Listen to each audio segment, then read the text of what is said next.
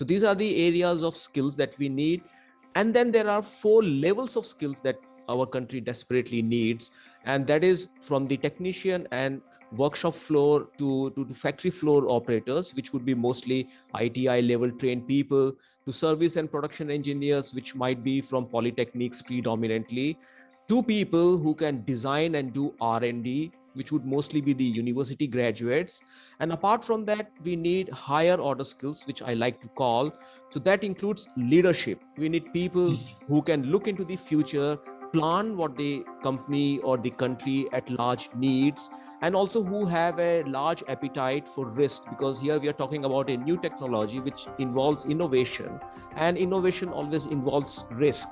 And also we need people who can bring in the discipline of innovation.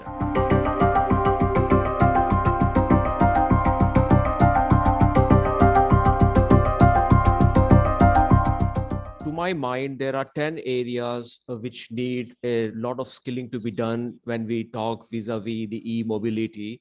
So the first one is the battery technology. We desperately need to work on battery technology, right from the cell chemistry to the battery pack. That comes first to my mind.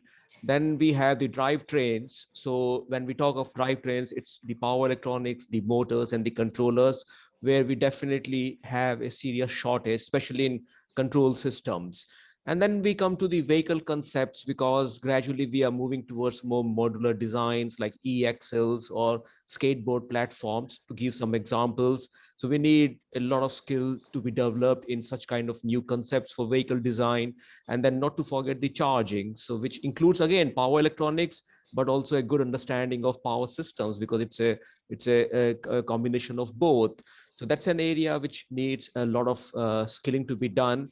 And there's a critical aspect which I always see we need a lot of skilling is in first responders. For example, if an EV meets with with an accident, then how should the first responders react to it? They shouldn't just start spraying water over the vehicle. They should know which are the high tension cables and how should it be handled. So a lot of skilling, a lot of attention has to be done in that area as well. We would need service technicians, because unlike the conventional internal combustion engine vehicles, we don't have history of failures.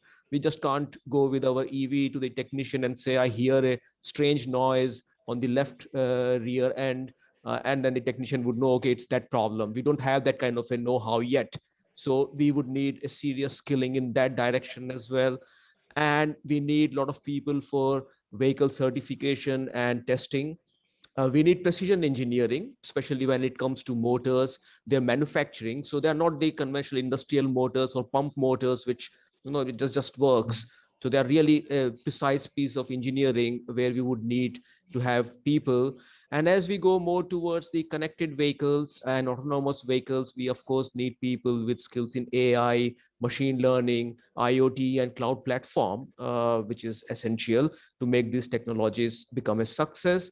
And apart from that, I think we need people with good skills to develop new standards, new laws and legislations, because laws, especially with autonomous vehicles, are a big challenge. So if the vehicle meets with an accident, then who exactly is the culprit there? So we need people who can understand the nuances of the technology and come with proper legislations. And also we need people who can draft proper policies for the country. So these are the areas of skills that we need. And then there are 4 levels of skills that our country desperately needs. And that is from the technician and workshop floor to factory floor operators, which would be mostly ITI level trained people, to service and production engineers, which might be from polytechnics predominantly, to people who can design and do R&D, which would mostly be the university graduates. And apart from that, we need higher order skills, which I like to call. So that includes leadership. We need people who can look into the future, plan what the company or the country at large needs, and also who have a large appetite for risk, because here we are talking about a new technology which involves innovation, and innovation always involves risk. And also we need people who can bring in the discipline of innovation. Today as a nation, somehow we overvalue jugaad, which I think is something to be shunned.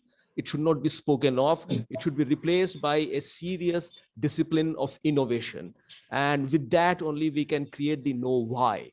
We pay a lot of attention to know how, but know how is just that. You know how to fix something, but know why would tell us why certain things has certain dimensions and why do these two parts come together. So know why creation is again a high order skill that we would be needing in our country to make e-mobility mission a success.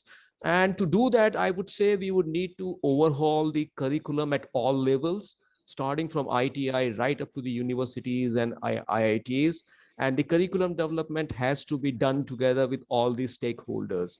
So that includes the industry, that includes the governmental bodies, the students, current students, even the passed out students who are already in the jobs.